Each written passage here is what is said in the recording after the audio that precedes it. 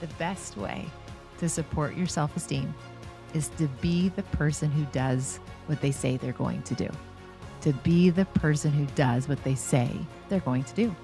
And last episode 100, I left by telling you that I would start this episode by explaining the relationship between our predisposition in our genetics, our DNA, and our capacity to hold happiness.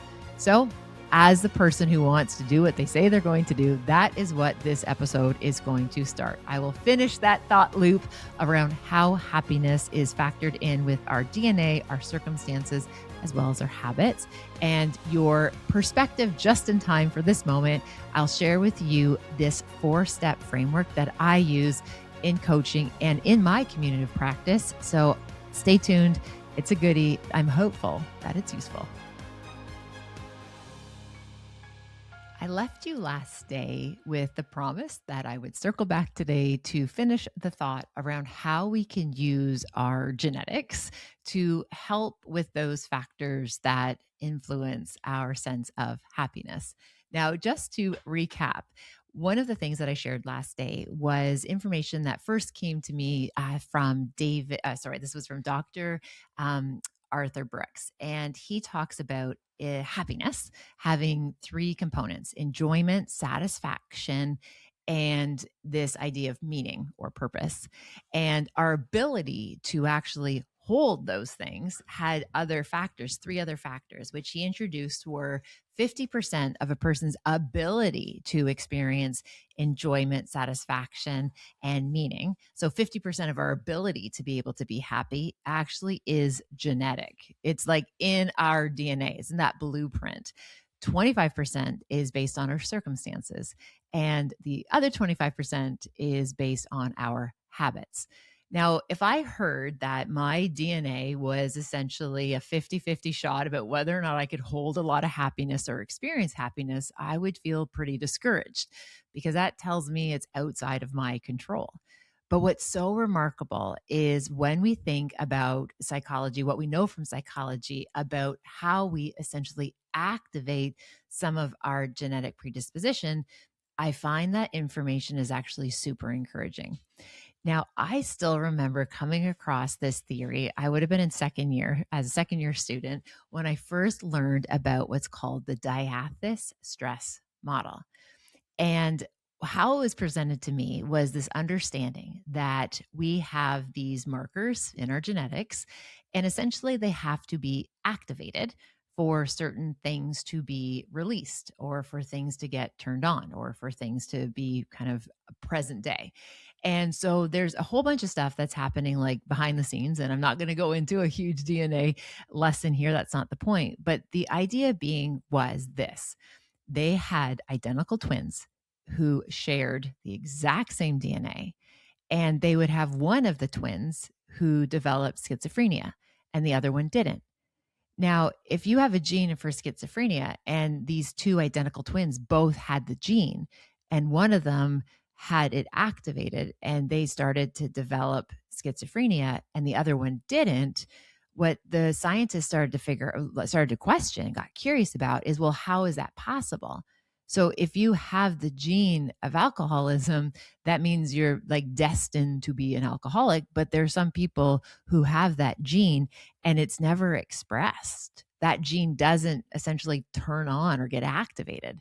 So this is what introduced the notion of the diathesis stress model, to the best of my knowledge, which is under certain conditions, some of those genetic predispositions may or may not get activated. So in some of these classic identical twin studies, what happened is that in many cases, those kids were separated at birth. I don't know the backstory. I wish I knew the good backstory, but I also know that ethics have changed dramatically in psychology studies since.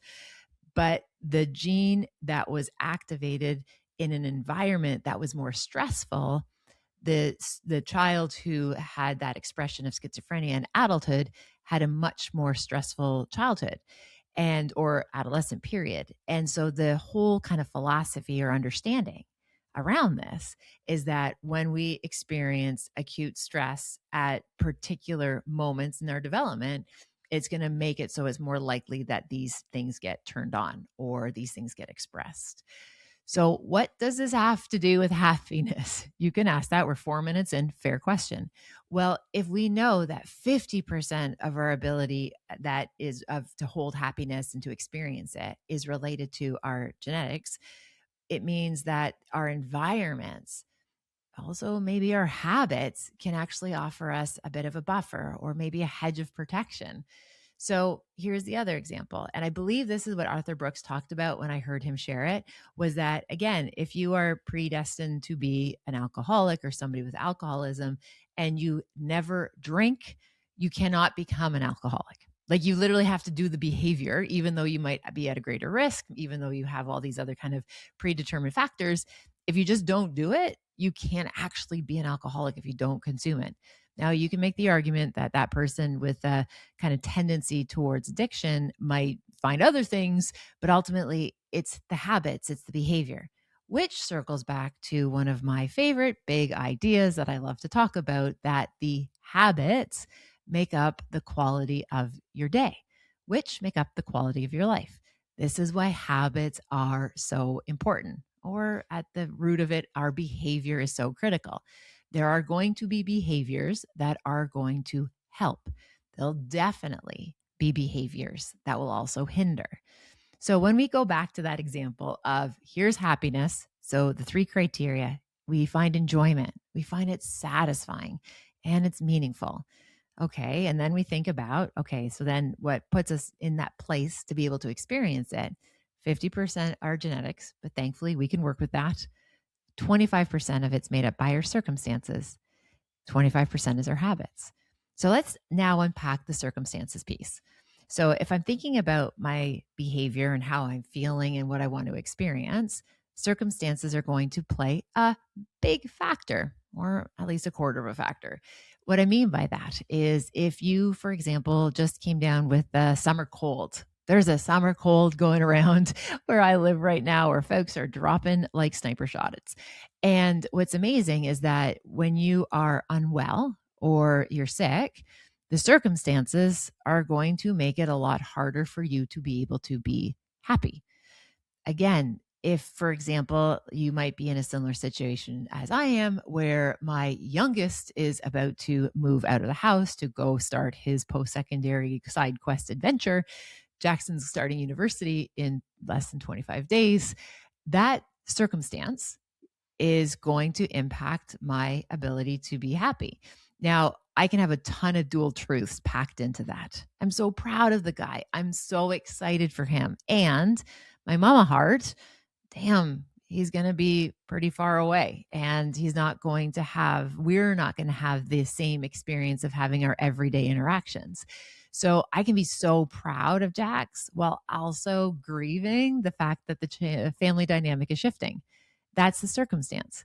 I know a really difficult drive home on the 407 back to where I live after saying bye to little Jackie boy. It's going to effing suck. It is going to hurt. I will feel gutted. I also know that it won't last forever. I will get back into my routines and my patterns and my habits and have lots of extra cuddly times with the puppies, and Jeff and Ava and I, we're going to figure it out. It's going to be a shift, but it's going to be okay. But I also am well aware that the circumstances on that one particular drive home, leaving him for the first time, it's going to be really hard. And you know what? I think it's supposed to be. It's supposed to be hard. If I was like kicking him out the door and being like, see you later, I think that would be more abnormal.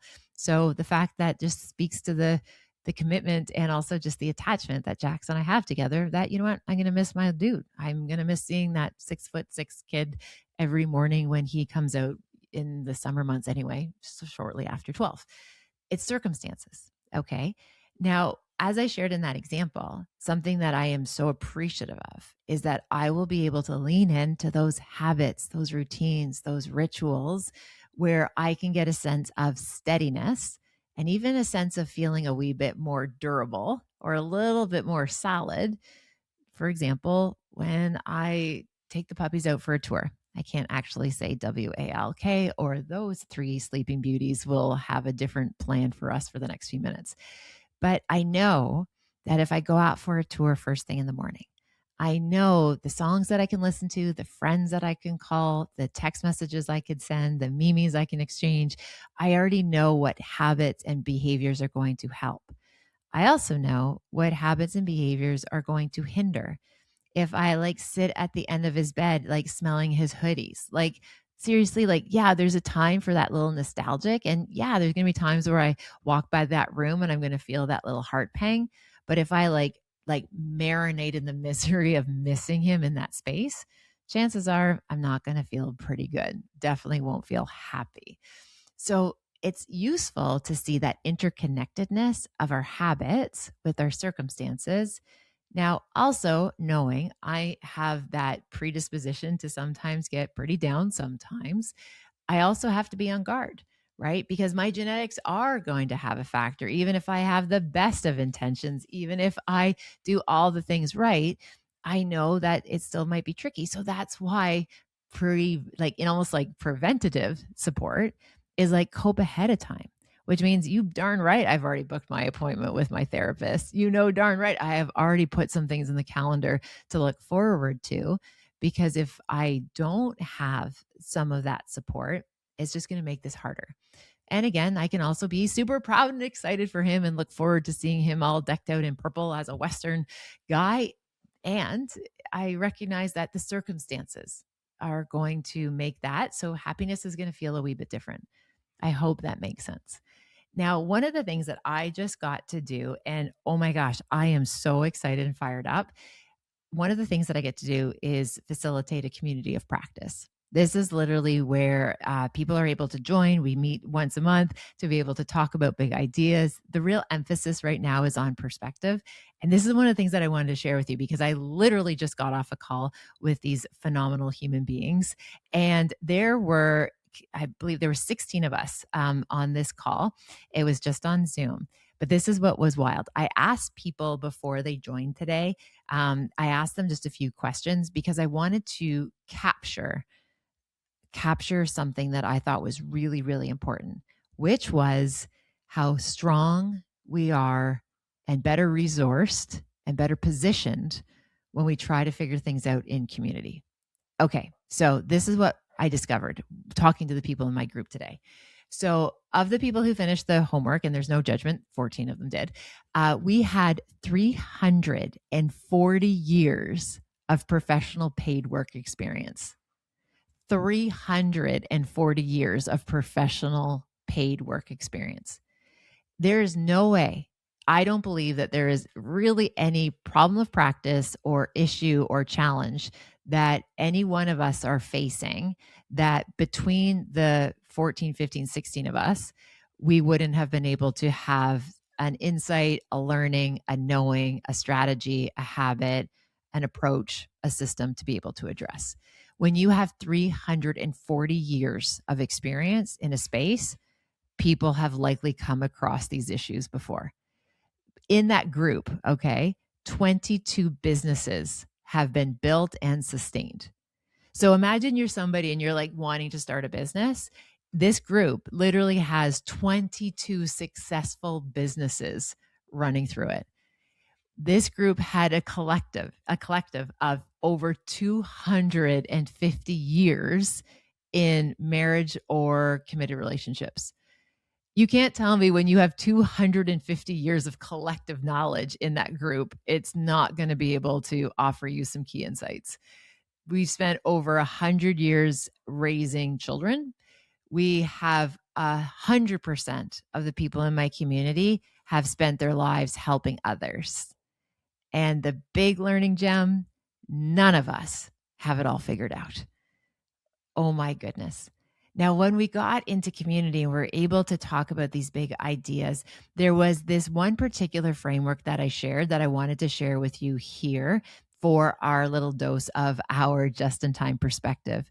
Now, this is a practice that I have come upon that I use when I'm coaching people one-on-one or working with small groups around 4 steps of navigating essentially kind of any process of knowing what to do next, or when you're trying to figure out a problem.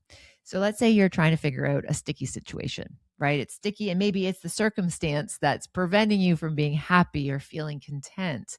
And there's 4 questions or 4 frames that I want you to think about. Number 1, looking back. Okay, like what do we know about this? What does this tell us about ourselves? Like looking back on it. So reflecting, looking in. What is it revealing about myself? What does it say about me?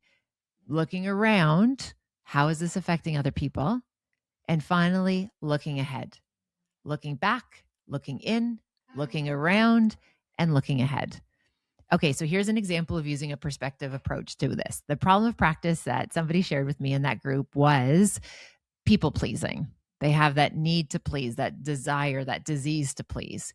And they just want to, like, they're done. Like they're tired. I think something magically happens when we go into our 40s, especially as women, where it's like, no more F's to give to this. Nevertheless, they want to stop people pleasing. Okay. So we said, okay, let's look back. How has people pleasing served you? Well, you know what? When you were little, damn, that kept you safe.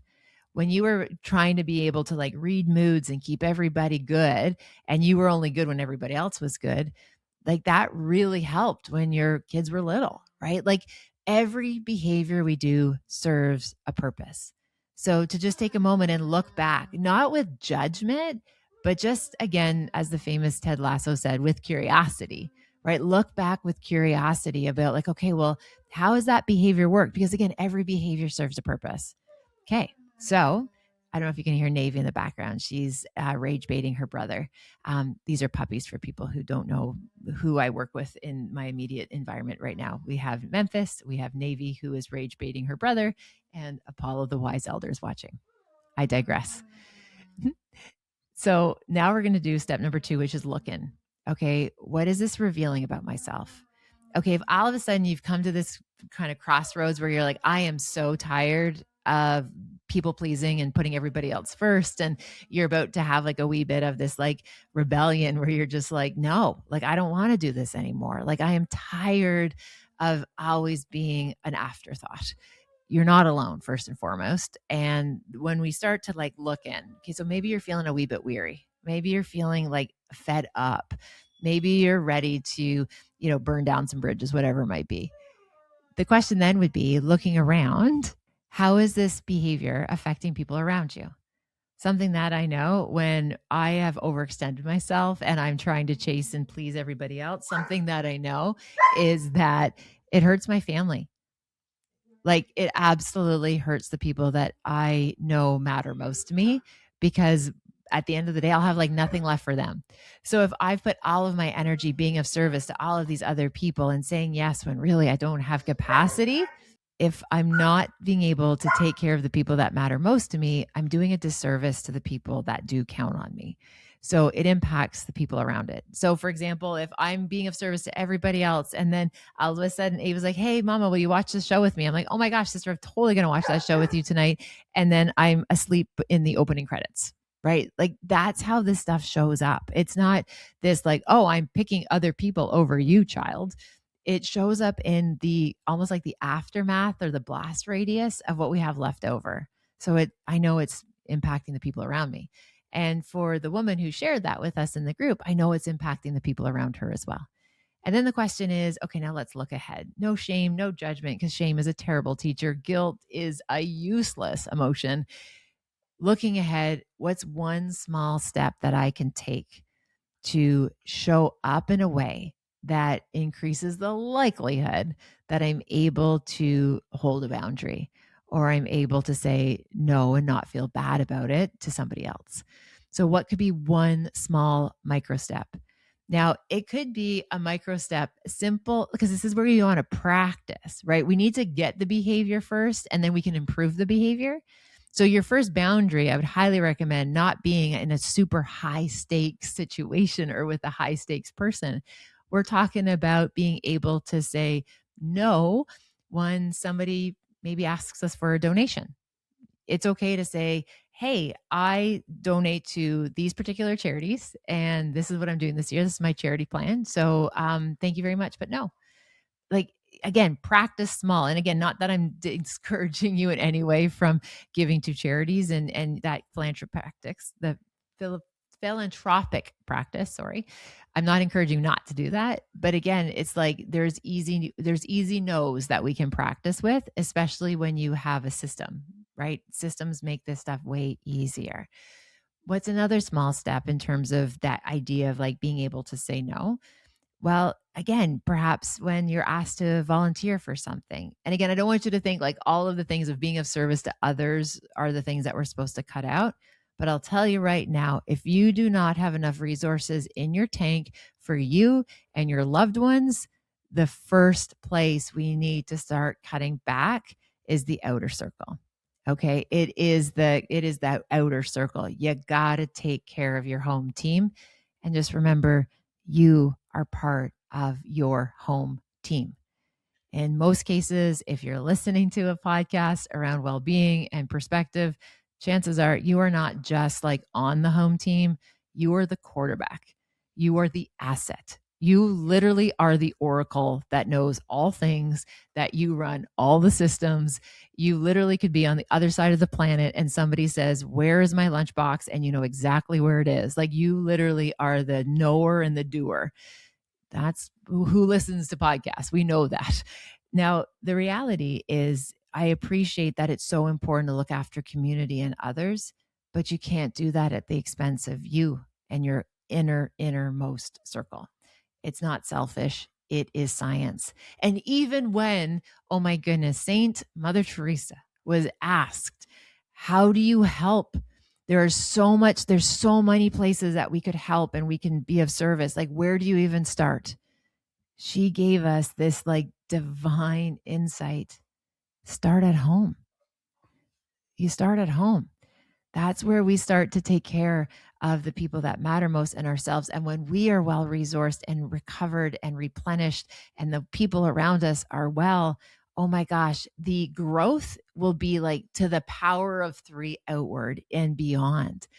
So, just to do a breath of a recap, the perspective just in time I want to share with you today is a 4-step process: looking back, looking in, looking around, and looking ahead. As I love to say, better days are always ahead. And when we get that right piece of information with that right tool, and we have the right tool for the job, you're going to find a sense of ease. Because at the end of the day, I get that life is hard and there's parts of life that are so, so difficult. And sometimes it's things that are happening to us. It's things that are part of we've brought into our world. I totally get that. But at the end of the day, it doesn't have to be this hard. There's going to be hard enough seasons in your future. I want to make sure that you are enjoying some of the middle time. It doesn't have to be as hard as we are making just the everyday pieces and parts and ways of showing up in our life. It doesn't have to be this complicated. And the reality is, if it actually was this hard for us to stay healthy and well and grounded and regulated, my friends, we never would have survived as a species. Like, if we literally were this delicate and we required all of these things, like if you think about all the things that you are being sold in terms of like, mainlining apple cider vinegar. Okay, not quite mainlining, but you get my drift. All of the supplementation, the lasers, the wiggle boards, the journals, the meditation, the HIIT workouts, like, oh my gosh. Like, if you just think of all of the messaging that is coming at us, if that's what it actually took for us to survive, my friends, we wouldn't have. Okay, we would have been extinct if it required that much. What are the things that we know actually matter? We absolutely have to make sure that our basic needs are met. And we have spent a lot of time pouring from an empty cup. And I love when people say like, "Oh, you can't pour from an empty cup." Yeah, you can. You do it every single day. But you've probably heard this before, and it actually makes me cringe when I even hear people say it. And I'm not even sure why I'm saying it here on episode 101, other than it's probably pretty true. There's no ribbons for burning yourself out, right? There's no reward at the end of the day for being like, look how depleted I was, yet I still accomplished this. Burnout isn't a badge of honor. It's actually something that our loved ones would desperately wish that we would stop pursuing. So then that way we can really show up and be present. So I hope that was useful. As always, if you have any questions, wonderments, curiosities, like please reach out. I would love to hear what's top of mind for you or what you want to hear more about, or maybe there's a sticky situation or some friction and you're like, oh, Robyne, I would love your take on it. By all means, there's lots of takes on lots of things, but if I can bring any insight or a perspective shift to you, that would be pretty epic. Thank you for listening to this episode of Perspective. It means the world to me that you spent time listening to this idea, these conversations. Now, if you have found something useful or helpful, please share it with someone else. Something that I know it means the world to me to know when something has landed and then you pay it forward. Another way you can support the podcast is to rate and review this podcast wherever you listen to podcasts. I hope you have a wonderful rest of your day. Thank you for listening. I appreciate you, and I look forward to connecting again very soon.